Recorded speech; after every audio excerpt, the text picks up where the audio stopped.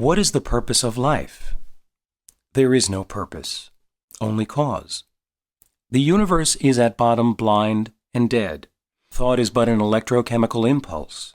Love but a hormonal cascade that rewires our brains. The only purpose of life, other than what we manufacture ourselves, is simply to live, to survive and reproduce, to maximize rational self-interest. Since we are fundamentally separate from each other, my self-interest is very likely at the expense of your self-interest. Everything that is not self is at best indifferent to our well-being, at worst, hostile. What is human nature? To protect ourselves against this hostile universe of competing individuals and impersonal forces, we must exercise as much control as possible. We seek out anything that furthers that aim. For example, money, status, security, information, and power. All those things we call worldly. At the foundation of our nature, our motivations, and our desires is what can only be called evil.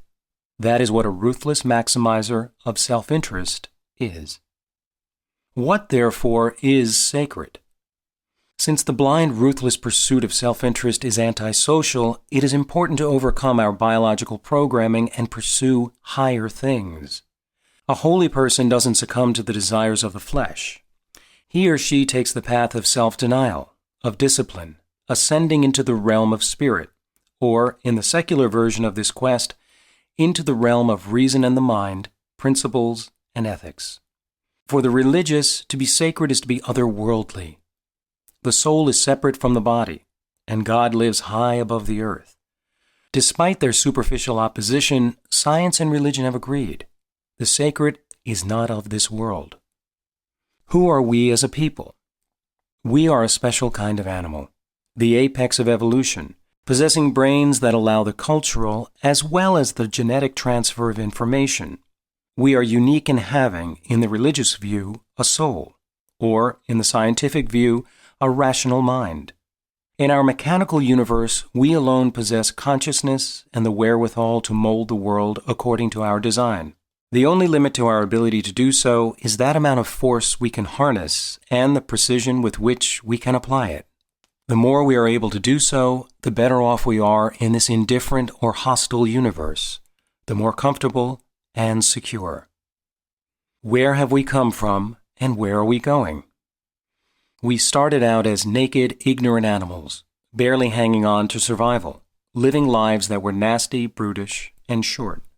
Fortunately, thanks to our big brains, science replaced superstition and technology replaced ritual. We ascended to become the lords and possessors of nature, domesticating plants and animals, harnessing natural forces, conquering diseases, laying bare the deepest secrets of the universe.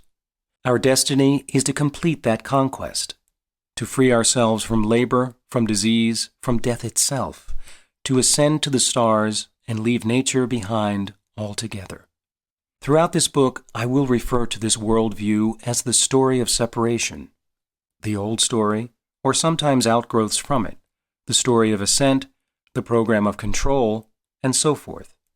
The answers to these questions are culturally dependent, yet they immerse us so completely that we have seen them as reality itself. These answers are changing today, along with everything built atop them, which basically means our entire civilization. That is why we sometimes get the vertiginous feeling that the whole world is falling apart. Seeing the emptiness of what once seemed so real, practical, and enduring, we stand as if at an abyss. What's next? Who am I? What's important? What is the purpose of my life? How can I be an effective agent of healing? The old answers are fading as the story of the people that once answered them crumbles around us. This book is a guide from the old story, from the empty space between stories and into a new story. It addresses the reader as a subject of this transition personally, and as an agent of transition, for other people, for our society, and for our planet. Like the crisis, the transition we face goes all the way to the bottom. Internally, it is nothing less than a transformation in the experience of being alive. Externally, it is nothing less than a transformation of humanity's role on planet Earth.